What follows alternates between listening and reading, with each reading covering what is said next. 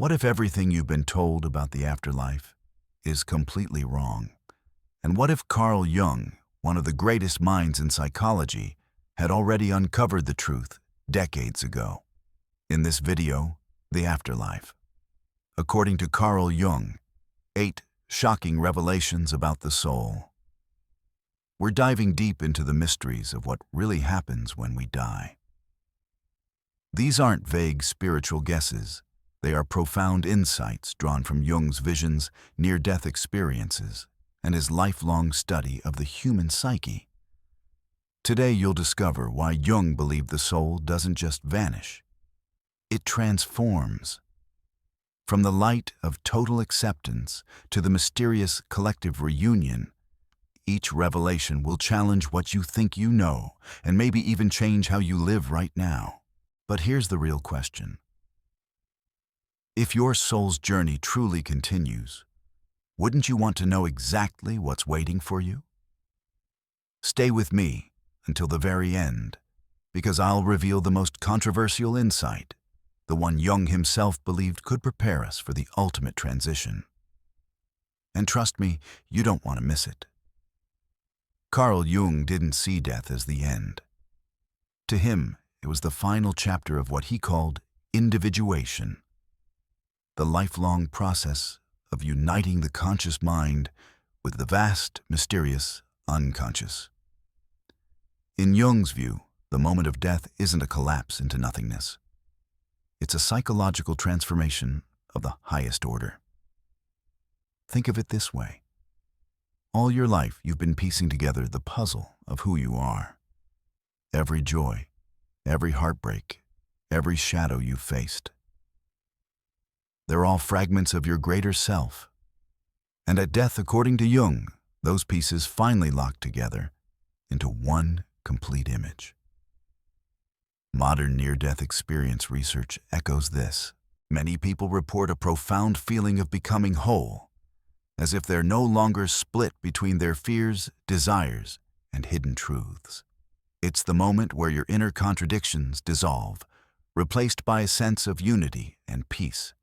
One NDE survivor from California described it as feeling like every version of me, the child, the adult, the dreamer, the doubter, merged into one perfect being. Why is this so powerful? Because it flips the script on how we think about dying. Instead of imagining it as a tragic loss, Jung invites us to see it as the completion of our deepest work. It's not about leaving life behind. It's about finally stepping into the most authentic version of yourself. And here's where it gets personal. If you knew that death was the ultimate moment of integration, how would that change the way you live right now? Would you be more willing to confront your own shadow? Would you take more risks to align your life with your true values? Jung's first shocking revelation is clear: death is not the enemy. It's the moment when the self you've been building finally comes home. Carl Jung believed that the afterlife isn't just a blank space or a blinding light. It's a place where the deepest symbols of the human psyche come alive. And these aren't random visions. They are archetypes, ancient, universal figures that live in our collective unconscious, shared by every culture and every era. So what might you meet on the other side? Jung pointed to 3 archetypes that often appear in this ultimate journey: the self, the shadow, and the wise old man or woman. Let's start with the self. This isn't just you as you know yourself now. It's the fully integrated version of you, the sum of your conscious mind, unconscious mind, your highest aspirations, and your deepest wounds. If death is the final stage of individuation, the self is the destination, the wholeness you've been moving toward all your life. Then there's the shadow. This is the part of you you've avoided, denied, or even feared. Your anger, your envy, your insecurities, all the emotions and traits you've pushed into the dark. Jung suggested that after death, you may face the shadow one last time. But it's not a punishment, it's an invitation. If you can accept this part of yourself with compassion, You pass the final test and move forward in your soul's journey. And finally, the wise old man or woman, the archetype of ultimate guidance. This figure could appear as a mentor, an elder, even a mythical guide who knows exactly where you need to go. In many NDE near-death experience accounts, people describe meeting a luminous figure who radiates peace and understanding, much like Gandalf in Lord of the Rings or Yoda in Star Wars. These characters embody the idea that wisdom transcends time, culture, and even life itself. Now here's where it gets interesting. You've probably encountered these archetypes already in your dreams, your favorite movies, or moments of deep reflection. Think of Luke Skywalker meeting Yoda, a call to grow beyond fear. Or Frodo's journey with Gandalf, a reminder that guidance often appears right when the road seems impossible. Jung would say these stories resonate because they mirror what our souls instinctively know: we are on a hero's journey. And the afterlife is simply the next chapter. But there's a deeper question here: if these archetypes will greet you in the afterlife. How are you preparing to meet them now? Are you ignoring your shadow or learning from it? Are you listening to the inner wise guide who whispers in moments of silence? Are you building toward the self, that whole, complete you? Jung's second revelation shatters the idea of death as a lonely void. Instead, it's a reunion with the deepest parts of yourself, guided by symbols that have shaped human consciousness for thousands of years. The archetypes aren't just out there, they're within you, waiting for that final encounter. Carl Jung believed that the afterlife isn't just about meeting loved ones or walking into a tunnel of light. Somewhere along that journey, you will face something far more personal and far more challenging: the shadow's final test. The shadow is the part of yourself you've spent a lifetime avoiding. It holds your jealousy, your fears, your rage, and the truths you'd rather keep hidden. In everyday life, we can distract ourselves from it, bury it under busyness, hide it with a smile, or project it onto others. But in Jung's view, after death, there's no more hiding. The shadow steps forward, and it wants one thing: recognition. Jung saw this confrontation not as a punishment, but as the soul's last and most important exam. If you can look your shadow in the eyes, accept it as part of who you are, and integrate it into your whole being, you pass. And passing means you move forward toward higher states of consciousness, spiritual freedom, and wholeness.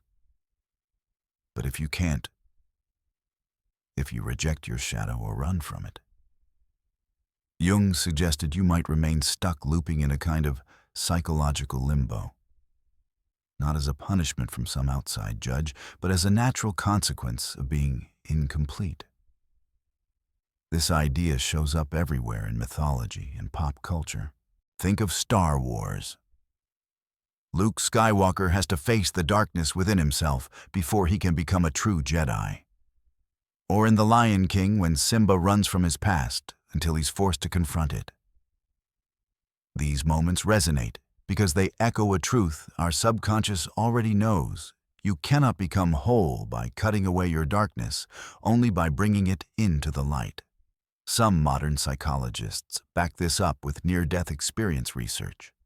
People often describe encounters with frightening or disturbing visions at first, until they shift their perspective, accept what they see, and watch those images transform into something peaceful, even beautiful. It's as if the shadow is simply asking, will you own me, or will you keep pretending I'm not you? Here's a question worth asking yourself right now. If you had to face your shadow today, what would it show you? Would you see unresolved guilt, old betrayals, self-doubt?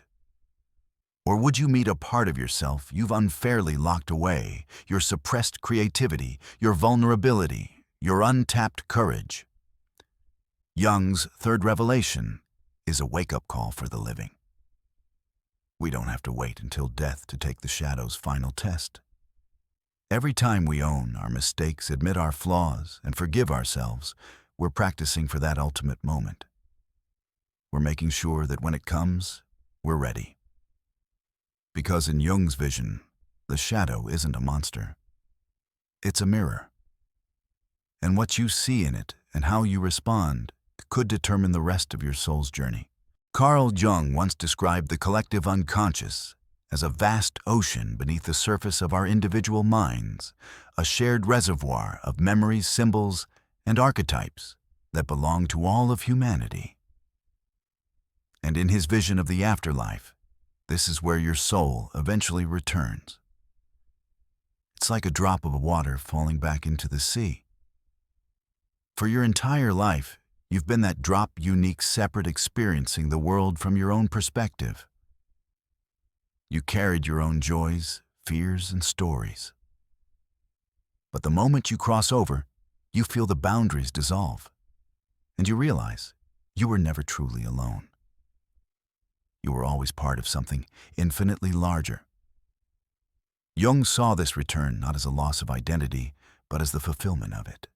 Imagine merging into a consciousness that holds the wisdom of every human who's ever lived, from ancient storytellers around the fire to modern minds exploring the edges of the universe. All the archetypes you've encountered, the hero, the mother, the sage, are here flowing together in an eternal current. Modern neuroscience offers an interesting parallel. Some researchers studying near-death experiences report accounts of people describing merging into a field of light and knowledge, where communication is instant and understanding is complete.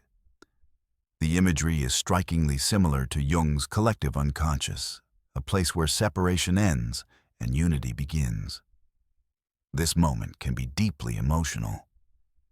Think about the most profound sense of connection you've ever felt in your life, holding a newborn for the first time, looking into the eyes of someone who truly understands you, or standing in awe before a vast natural wonder. Multiply that feeling 1,000-fold, and you're getting close to what Jung described. But here's the question. If the ultimate destination is to return to this ocean of shared consciousness, why not start preparing for it now?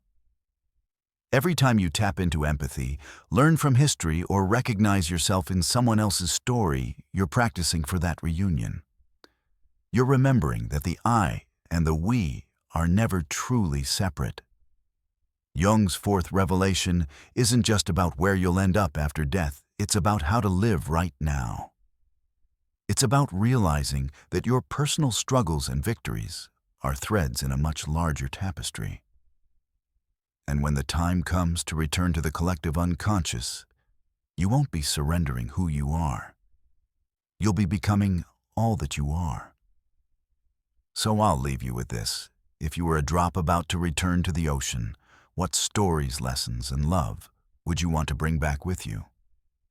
Because in Jung's view, that's the legacy your soul will carry forever, woven into the fabric of humanity. Carl Jung believed that the afterlife doesn't speak to us in plain words, it speaks in symbols. These aren't random images. They are the deepest language of your psyche, the way your unconscious mind communicates truths too vast for literal explanation. In his visions and writings, Jung often described 3 recurring symbols that appear in the threshold between life and death: the temple, the bridge, and the light. The temple represents ultimate truth and wholeness, a sacred place where your soul recognizes itself fully for the first time. It's the culmination of your life's inner work, the place where all the fragments of who you are finally come together. The bridge is the passage between worlds, the symbol of transition. It's not just about moving from life to death, but about crossing into a deeper understanding of yourself. In many cultures, from Norse mythology's Bifrost to the Cherokee's rainbow path bridges, appear as the soul's final crossing, a journey that requires courage and trust. And then there's the light. For centuries, people who have had near-death experiences have described a radiant, enveloping glow that feels both infinite and deeply personal. Neuroscientists have speculated that this might be tied to brain activity during moments of extreme transition. But Jung saw it differently, as the purest symbol of acceptance, love, and unity. In the light, there's no judgment, only understanding. The fascinating thing is that modern psychology and neuroscience are beginning to back up what Jung proposed decades ago. Researchers have found that under intense emotional or spiritual experiences, the brain naturally shifts into symbolic thinking using archetypes and imagery to process what words cannot. This suggests that the visions we encounter at the edge of life may not be fantasy. They could be the mind's most honest expression of reality. So why does this matter for the way you live today? Because symbols don't just appear after death. They're already showing up in your dreams, your daydreams, the art and stories you're drawn to. They're invitations guiding you to understand your own inner journey before you reach that final crossing. Jung's fifth revelation is a reminder: if you want to be ready for the afterlife, start learning your soul's language now. Pay attention to recurring images in your dreams. Notice the metaphors that keep appearing in your life. Ask yourself, if you stood before a temple, a bridge, and a light right now, what would they mean to you? Because according to Jung, the afterlife isn't just waiting to speak to you when you die. It's been whispering to you all along in a language only your soul can fully understand. Carl Jung believed that one of the most profound experiences after death is meeting a guiding figure and archetype he often called the mentor. This is not always a person you knew in life. It could be a wise elder, a trusted friend, or even a completely new presence who feels strangely familiar. Their role to guide, comfort, and prepare you for the journey ahead. Think about some of the most unforgettable moments in American cinema. In The Matrix, Morpheus appears to Neo at the exact moment he's ready to question reality, offering him the red pill. In Star Wars, Obi-Wan Kenobi appears as a mentor to Luke Skywalker, providing guidance and courage for a path he doesn't yet understand. In The Hunger Games, Haymitch, though rough around the edges, teaches Katniss how to survive. These are all cultural echoes of the same archetype Jung described. Jung saw the guiding figure as a projection of your own highest wisdom, the part of your psyche that knows the way when you feel lost. In the afterlife, this figure might appear in the form most comforting or inspiring to you. For some, it could be a beloved grandparent.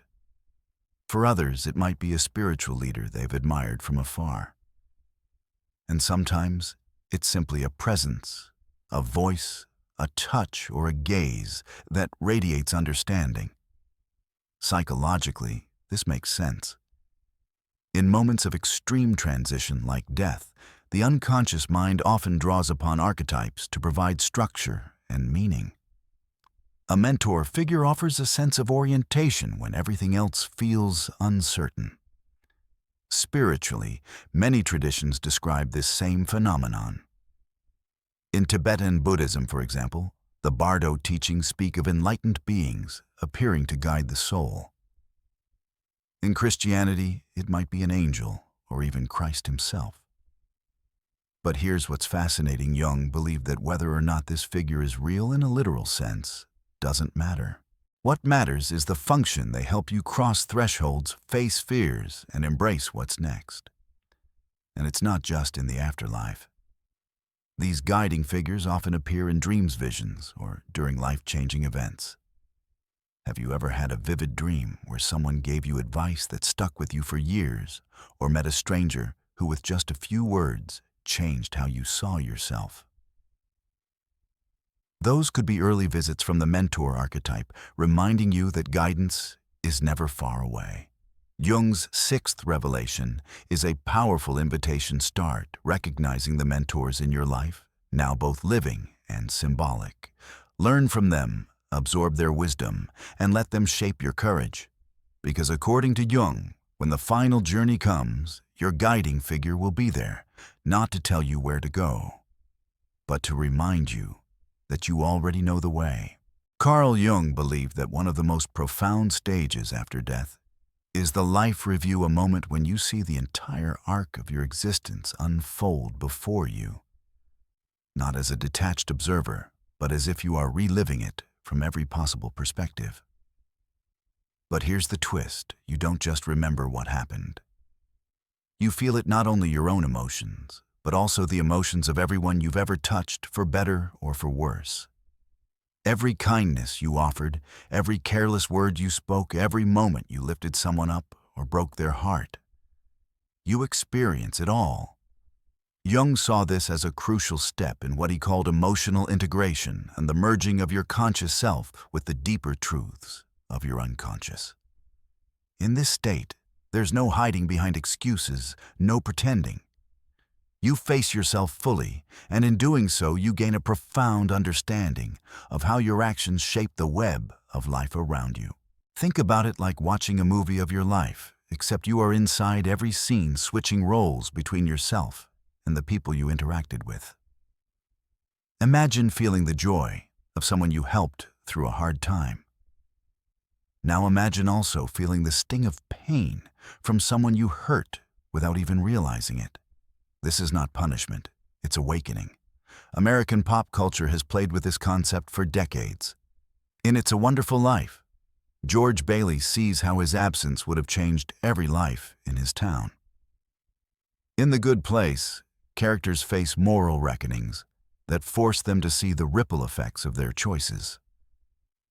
Jung's insight takes this even deeper. This is not a thought experiment, but an actual psychological and spiritual process that may occur when the boundaries between self and other dissolve.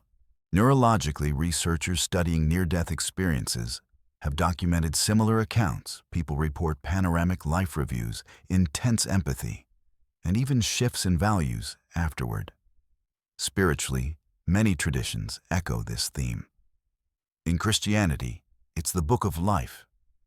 In Tibetan Buddhism, it's the karmic mirror. Jung believed that the purpose of this review isn't judgment, it's integration. By truly understanding the interconnectedness of all life, the soul is able to shed illusions and move toward wholeness. This step is essential before what Jung described as the final threshold, where the self fully unites with the greater reality beyond individual identity. So here's a question for you. If you knew you'd have to feel every impact of your words and actions, both the beautiful and the painful, how would you live differently today? Would you speak with more kindness? Would you mend old wounds? Would you risk loving more? Even if it meant you could be hurt, Jung's seventh revelation isn't just about what happens after death. It's about how we live now. Because whether or not we believe in a literal afterlife, this truth remains: the energy we put into the world doesn't disappear. It stays, it echoes, and one day it may just return to us in full. If there's one thing Carl Jung wanted us to remember, it's this: the way you live today shapes the afterlife you'll experience tomorrow. You don't have to wait for death's door to start the journey toward wholeness. In fact, Jung believed the most powerful preparation for the afterlife begins right now. How? Through three timeless practices: introspection, shadow work, and mindfulness. First, introspection. This is more than just thinking about your day before bed. It's the deep, unflinching act of looking inward. Ask yourself, why did I react that way? What fear was driving me? What truth was I avoiding? The more honest you are with yourself now, the less there will be to untangle when your soul faces its final review. Second, shadow work. Jung taught that our shadow, the parts of ourselves we hide, deny, or reject, holds immense power over our lives. If we ignore it, it controls us from the dark. If we face it, we transform it into wisdom and compassion. This isn't easy work. It's looking at the parts of yourself you wish didn't exist: jealousy, anger, pride, and asking, what are you here to teach me? Every shadow you integrate now is one less barrier between you and your true self later. Third, mindfulness. Life is happening in this moment, not in the past, not in the future. Mindfulness is about paying attention to your breath, your thoughts, your surroundings, without judgment. Jung would say that in being fully present, you align with the deeper patterns of the psyche. And here's the secret: the skills you build in mindfulness awareness, acceptance, stillness, are the exact skills you'll need when you transition to whatever comes next. Think of it this way: if the afterlife is a continuation of your inner state, then your daily habits, your inner dialogue, your emotional hygiene, they're all shaping the landscape of your soul's next chapter. Imagine arriving at that threshold calm, clear, and at peace, instead of confused, fragmented, or clinging to illusions. American culture often treats death as something to fear or avoid. But what if instead we treated it like the ultimate adventure, one you can train for? Just like an athlete trains for the Olympics, spiritual traditions across the world agree the more prepared you are in life, the smoother the crossing will be. So here's my challenge for you starting today. Choose one small practice that prepares your soul. Maybe it's 5 minutes of journaling before bed. Maybe it's meditating with no phone nearby. Maybe it's having that difficult but healing conversation you've been putting off. Because the truth is, your afterlife begins now. The decisions you make today, the courage you show in facing yourself, the love you give freely, they're all writing the script you'll live in your next chapter. And if Jung was right, then preparing your soul isn't just about what happens after death. It's about creating the most meaningful, integrated, and vibrant life you can while you're still here. So let's take a deep breath and bring this journey full circle. We've just walked through 8 of Carl Jung's most shocking revelations about the soul and the afterlife, from death as a psychological transformation, to the final test of the shadow, to the moment you return to the vast ocean of the collective unconscious.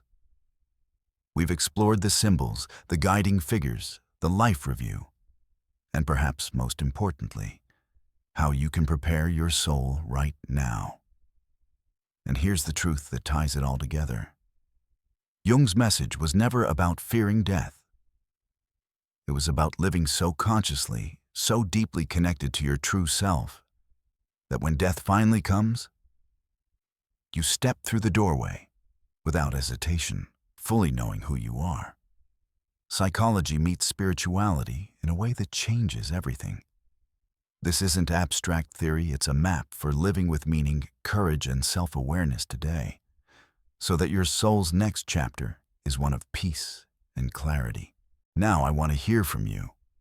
Which of these 8 revelations changes the way you see your life the most, and why your perspective might inspire someone else watching right now? If this video sparked something inside you, subscribe and turn on the bell, because in the next episode, we're going to dive deep into one of these revelations, the one Jung believed held the key to understanding your soul's true destiny. Until then, remember, the afterlife isn't just something that happens to you. You're building it every single day you're alive.